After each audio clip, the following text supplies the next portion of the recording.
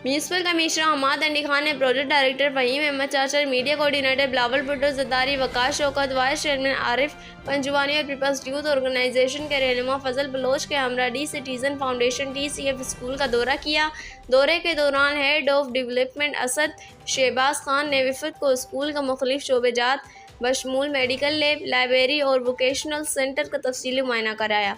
इस मौके पर बताया गया कि सरकारी स्कूलों की इस रेनू तामीर और इन्हें TCF मॉडल के तहत चलाने के हवाले से एक मुआहदा तय पा गया है ताकि लियारी के बच्चों को मयारी और जदीद तालीमी सहूलियात फराहम की जा सके। म्यूनसिपल कमिश्नर हम्माद अंडी खान ने इस मौके पर अपने ख्यालात का इजहार करते हुए कहा कि तालीम किसी भी माशरे की तरक्की की बुनियाद है। हमारा मकसद ये है कि लियारी के बच्चे भी वही मयार तालीम हासिल करें जो किसी बड़े नजमी इदारे में फराहम किया जाता है।